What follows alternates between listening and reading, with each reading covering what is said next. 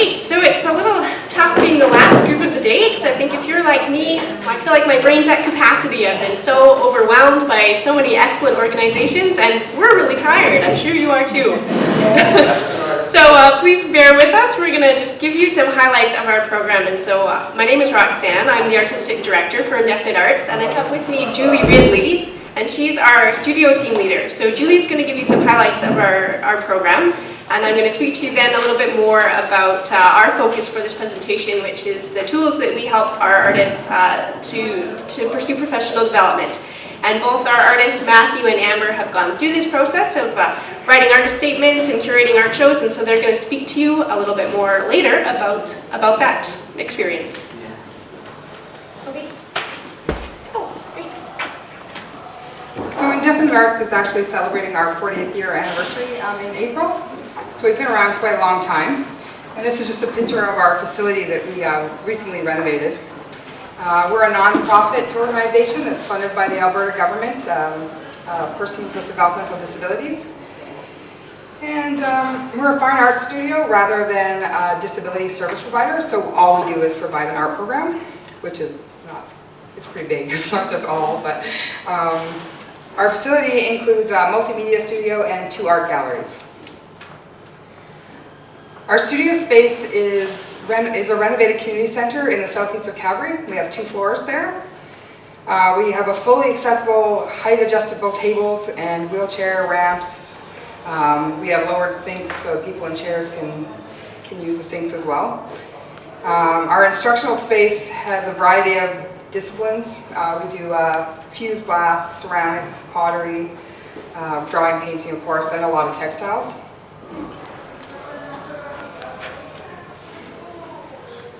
Our program promotes artists. Our program promotes artists with artistic opportunities that are expressive, educational, and open. Indefinite Arts embraces the open studio concept. So what we teach there is determined by each individual. They choose what they want to do, and we try to make that happen. We encourage as much independence as possible, so we work on a hands-off process. Like if we need to show someone something, we do it off to the side. We never touch someone's artwork, which I've heard a few times mentioned. That's kind of hard to get across to support staff. They tend to want to get their hands in there, which is just crazy. We don't require that anybody has any previous art experience. We're pretty much open to anybody who wants to make art, and we help them find their voice and discover their talents. At Indefinite Arts, artists direct their learning by choosing their own program goals. So each artist once a year goes through a goal choosing process. They choose between 5 different goals. One is finishing a piece of artwork, trying something new, connecting with the community, exhibiting, or exploring a career as a professional artist. Our art goals align with our agency goals, and that's to increase personal well-being, independence, and community connections. We have about 180 artists who come to Indefinite Arts Monday through Thursday. And according to our stats that we did the math the other day, and we finished about 500 pieces of artwork this past year, so it's pretty impressive. We primarily support artists with developmental disabilities, although we also support artists with acquired brain injury and physical disabilities. Our age range is from 18 to our oldest artist who passed away last year, but Eddie was 98 years old. He's one of those stories that he kind of went backwards. When I first met Eddie, he came with a support worker, and for the last few years that he was with us, he came independently. So that was pretty cool. Our shared studio space gives artists opportunities to connect and be inspired. Here's a picture of a Jane Cameron Award winning piece. It was mentioned by Nina Haggerty. We have one award that is Canada-wide for adults with Down syndrome, and then we also offer to all of our artists in our center a private award, and this is one of our pieces from 2011.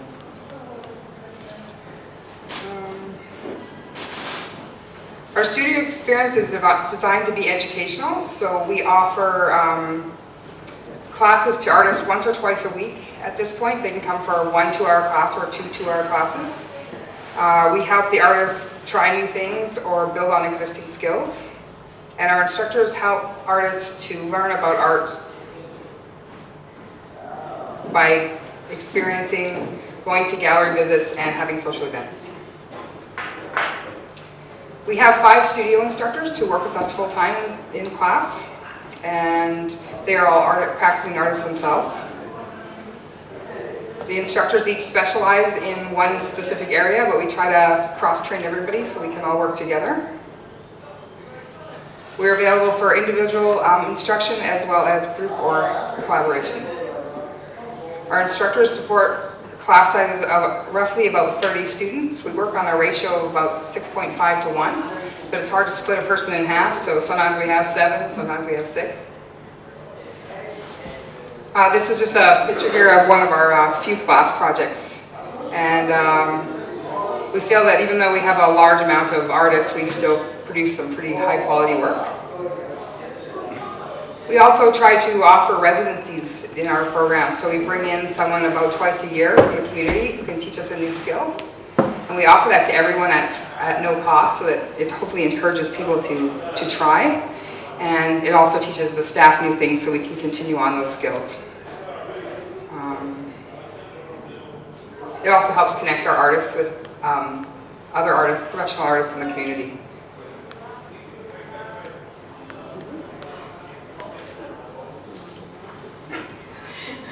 Our artist residencies have featured things like printmaking, felting, batik art, fiber sculpture, mosaics, Venetian plaster, which is a bunch of Amber's work downstairs. I know quite a few people have been happy with the texture on there. You can feel her pieces, and that's Venetian plaster, as well as paper making, and recently we did leather art.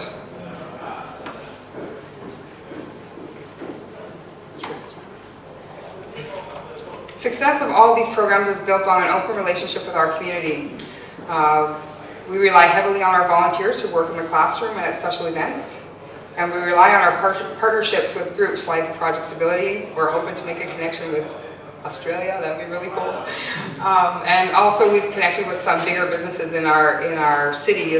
Like we made a connection with Studio Y, who donated a float to us. We were actually in the Stampede Parade, first time ever.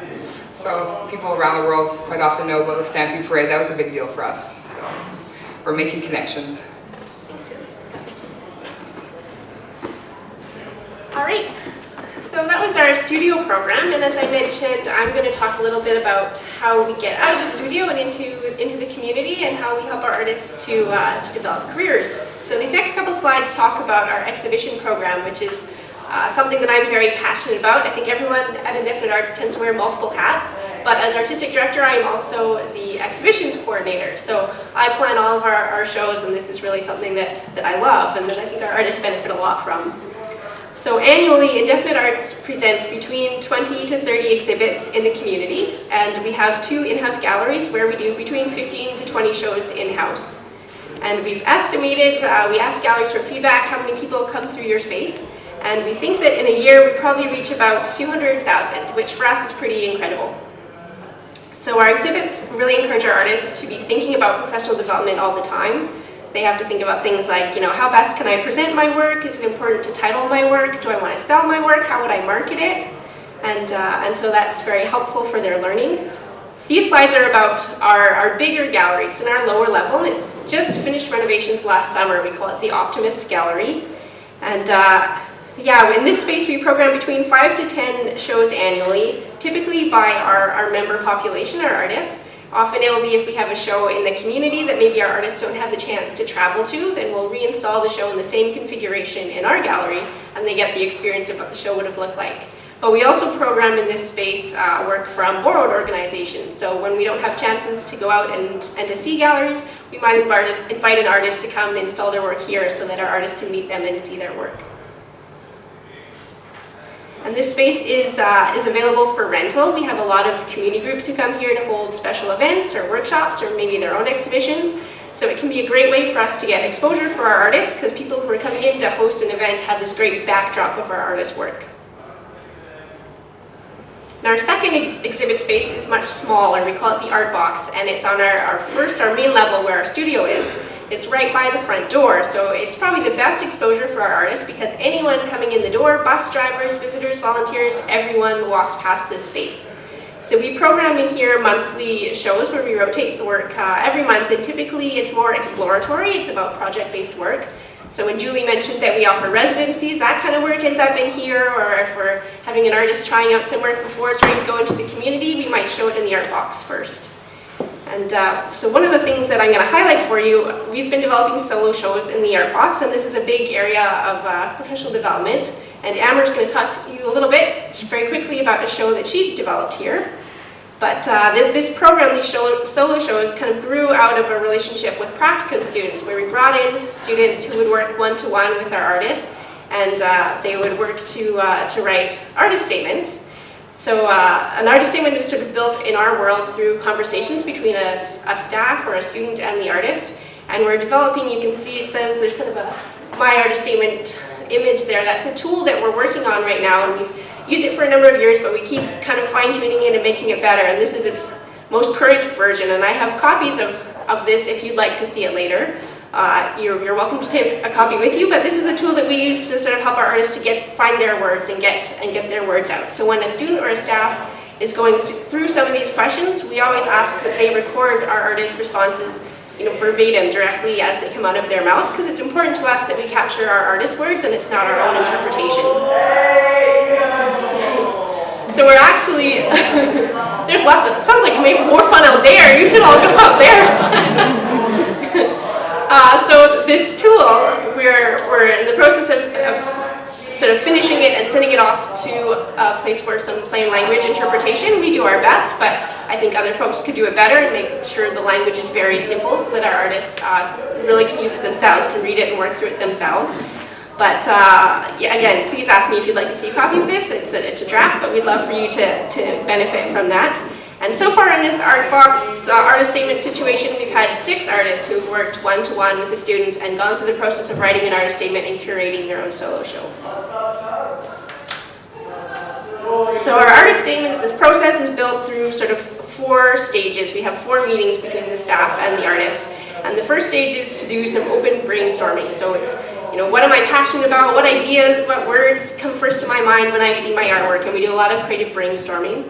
And in the second session, that's when we start to think about specific choices in how we make our work. So what materials do I like best? Or what techniques do I default to? What are my favorite colors? Do I choose to title my work or not? And is that important? The third stage is when we think about motivations. So we ask our questions like, why is your art important to you? Or what do you like best about your art? What do you want other people to think about or to feel when they see your art? And our fourth session is when we start to think about what is our role, in relation to a broader community. And is it important that I see myself as an artist with a disability, or do I make art, but perhaps my disability isn't important to that conversation? So the final statement is always written collaboratively between the artist and the staff or the student. So after they've gone through all these questions and we've written down all of their words, the artist will create a statement, and then the staff will also create a statement that's perhaps an interpretation, a broader explanation of maybe their motives. And when we curate these solo shows, the artist's work goes up in the art box and we hold a reception for them, but we always post their statement as well. So this was, I think, one of our most successful exhibitions. It was by an artist named Mark. And Mark is largely nonverbal, but he was able to go through this process with a practicum student through lots of other forms of communication. And so some of the words that were really important to him, you can see at the bottom of the statement, and then up above, the student wrote, using Mark's voice, what we think his art means. So that brings me to Amber, and Amber's one of our artists who went through this process quite recently. Just a couple of years ago, she wrote her own artist statement, and Amber joined Indefinite Arts in 2008. She loves working with mixed media, and she's very prolific. She's made all kinds of very creative, very different artworks, and she's also very active in the community. So in 2013, Amber went through this process of writing her artist statement, and I'm going to ask her to come up and share it with you. Hello. Hello. Oh, there we go. Okay, my art statement. Art makes me happy. Art is who I am. With art, you have to make it your own. I like to see pictures and do something random with it. I try to see myself within it. I do something new. I love textures. I love the way it feels. I want others to want to feel my artwork. I want them to touch it. And if you guys want to touch my artwork, go ahead. I love it. I like when people feel things.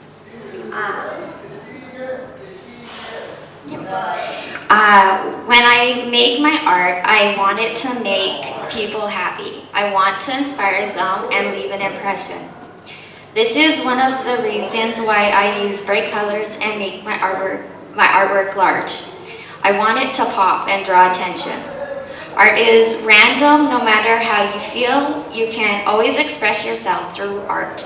My art expresses beauty, feeling, and craziness. Art is my life. It's crazy fun.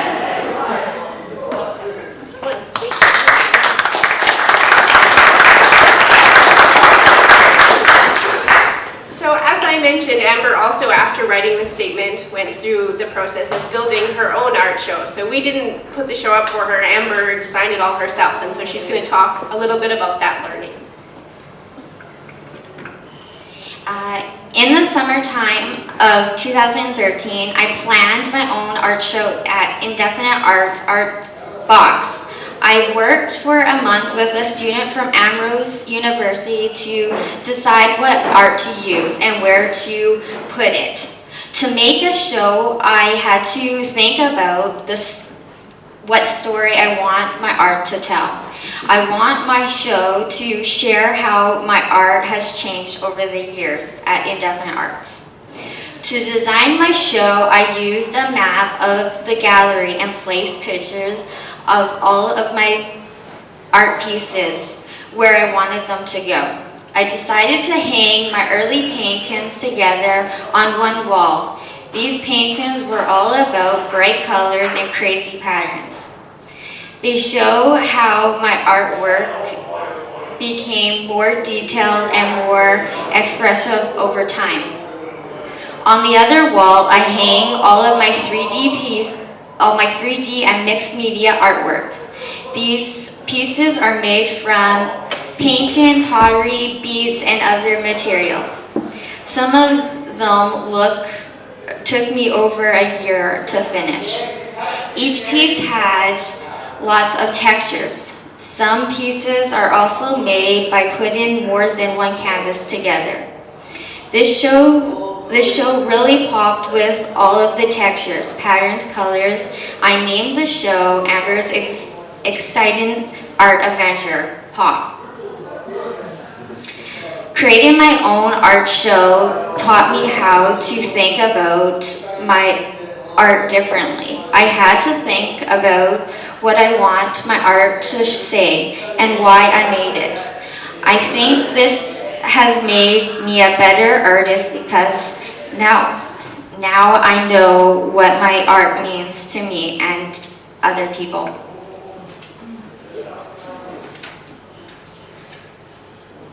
All right, so Amber is obviously an incredibly talented artist, but she has received several different awards that recognize her talent. And just to highlight a few for you, in 2013, after this show, Amber won 3 awards in 1 year. So she received an award from our provincial funder called Persons with Developmental Disabilities, and it was the Norm MacLeod Award for Self-Advocacy, and that was recognizing the wealth of exhibitions that Amber has done and her work to create her own show and her impact in the community through her artwork.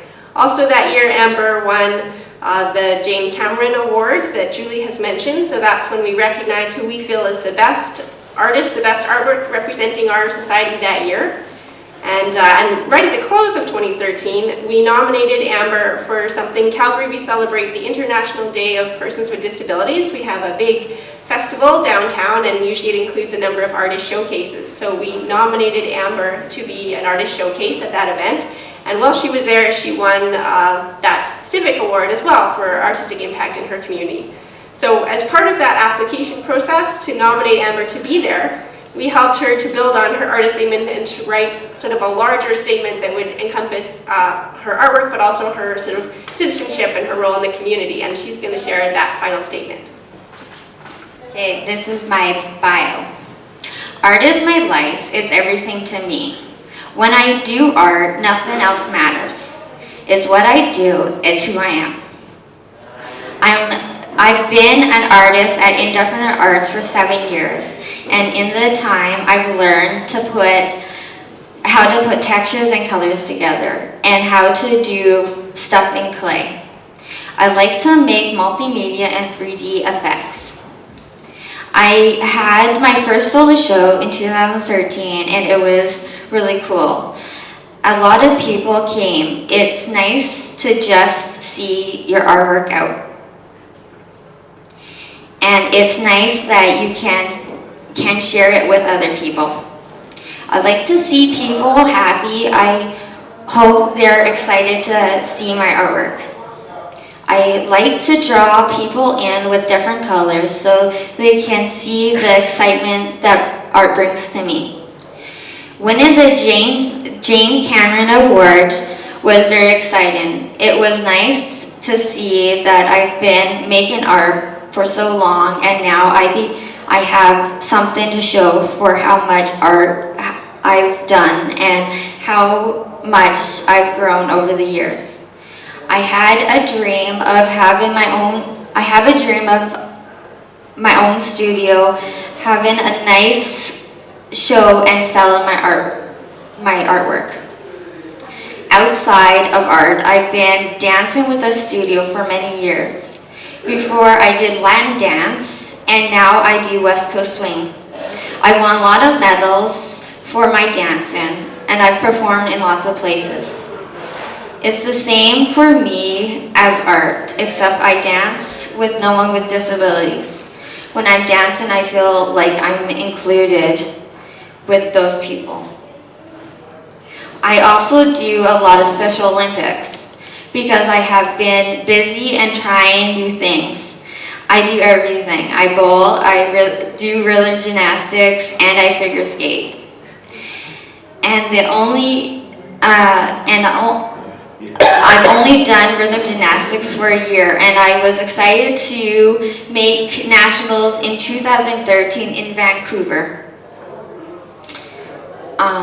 And I was the only one that got picked, and I actually won 5 silver medals from there.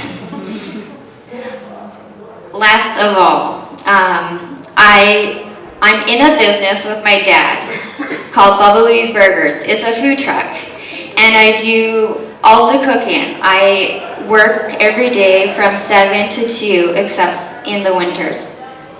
It gets me out there, and it's something me and my dad have always talked about doing. I love it. And these things, all of these things, the art, the dance, the Special Olympics, and my business get me out of the house doing new things and meeting new people. My life is full and I love it. Thank you, Amber.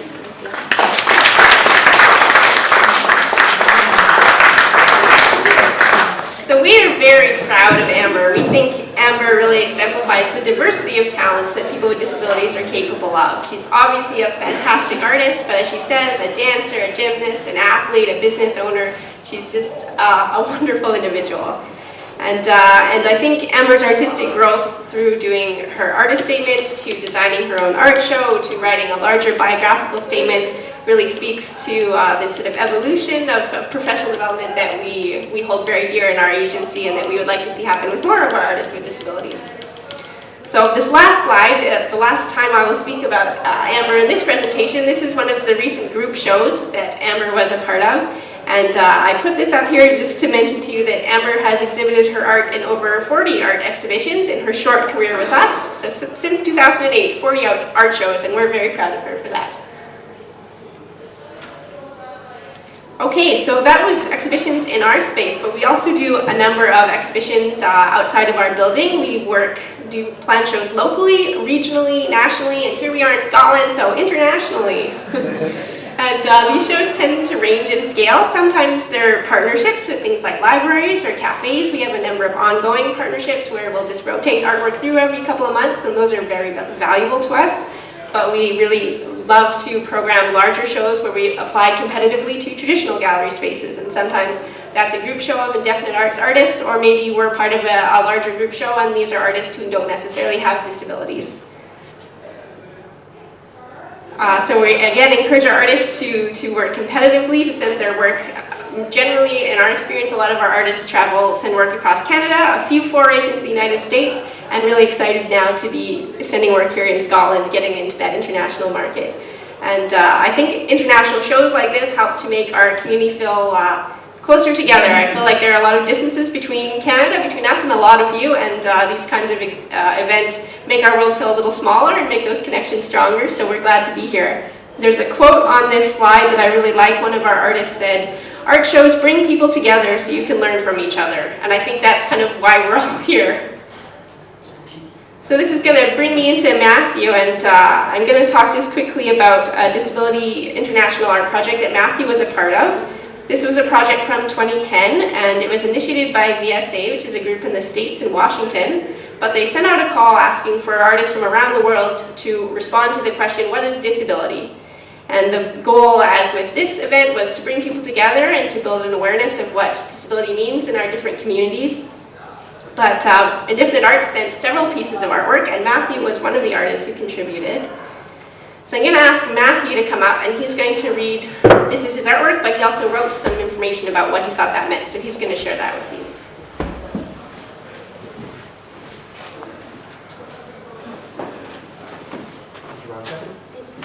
Hello, everyone.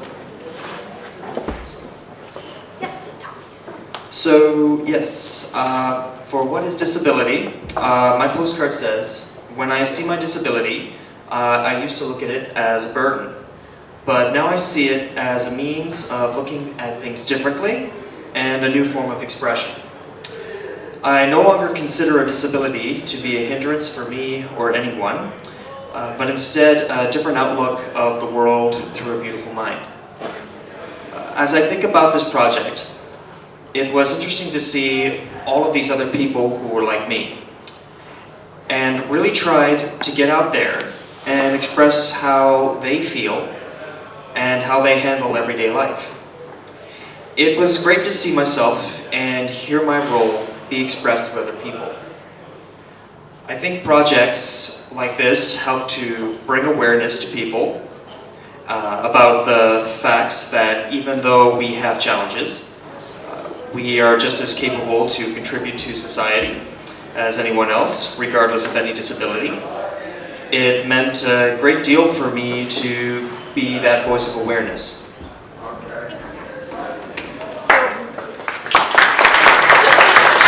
Thank you.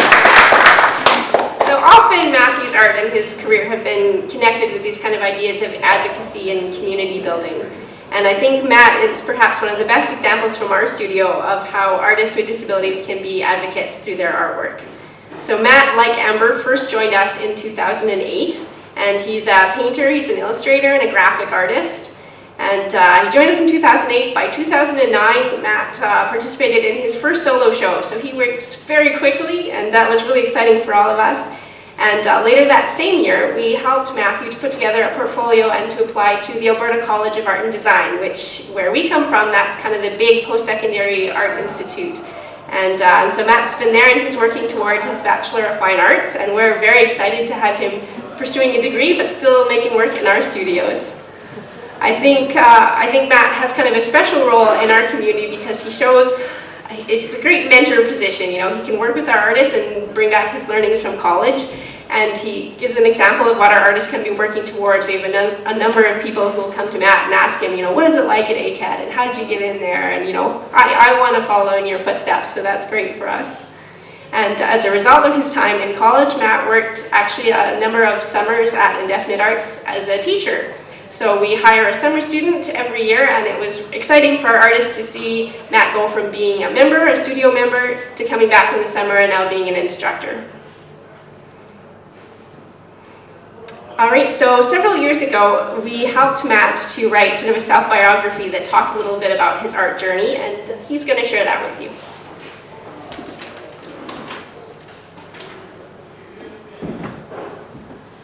Art is one of the best ways a person can express themselves. People will say, I'm not an artist because I can't lift up a pen. In my opinion, everyone is an artist because everyone is creative. And how they choose to express themselves will differ from one person to another. It's an extension of oneself.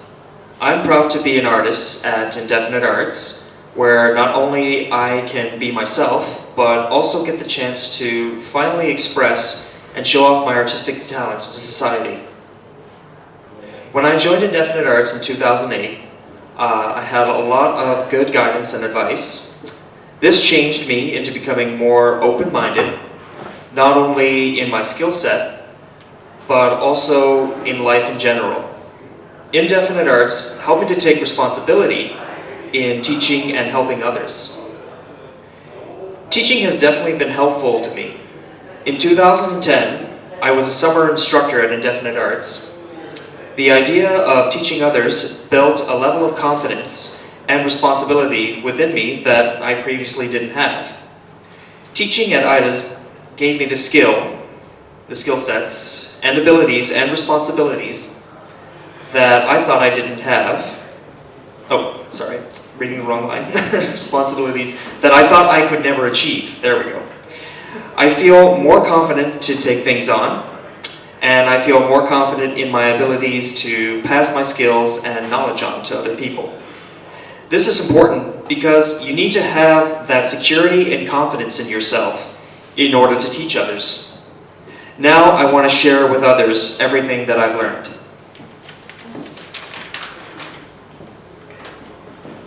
Going to the Alberta College of Art and Design was the biggest change in my life. It was a lot like Indefinite Arts in that it taught me to be very responsible and to work hard.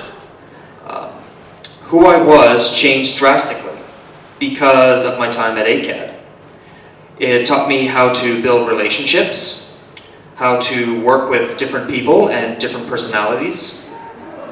IDAS was more of a comfort zone, and stepping into ACAD was stepping out of that zone into an unfamiliar environment that had much higher expectations.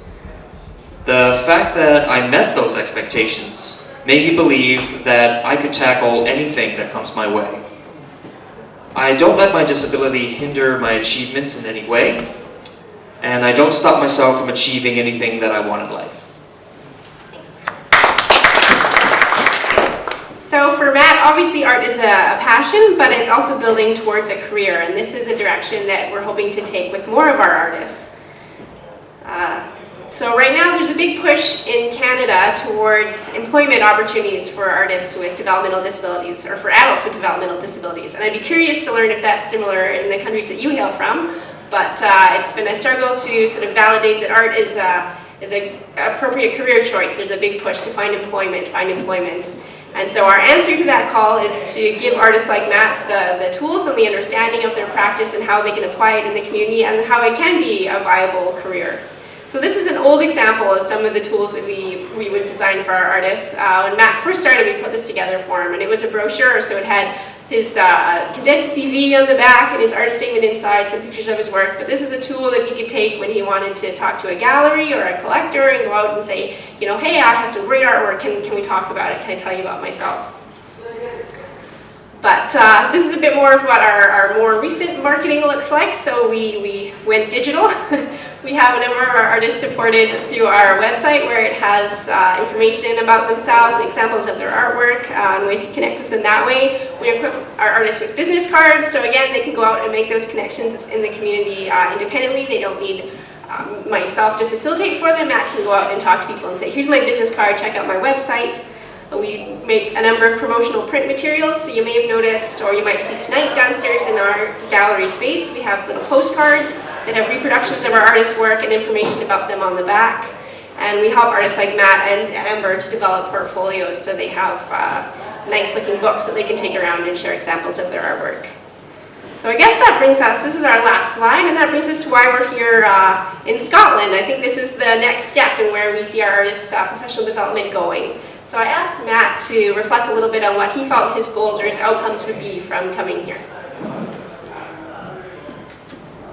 Okay, so I'm very excited to be here and to show my work internationally. It's a once-in-a-lifetime opportunity to get out there and communicate with all these wonderful artists with amazing potentials. We're here to build connections over oceans. And I stress that over oceans part because we love that line. And my goal is that through this experience, I will meet lots of new people, which I have, and gain more of an understanding about all the other places like Indefinite Arts that exist in this world, which I also have. I also hope to help spread the word about Indefinite Arts and what my artwork looks like. By sharing my art, I think that this will help me to achieve certain career goals and hopefully also inspire me to take new work back home. Thank you for this amazing opportunity.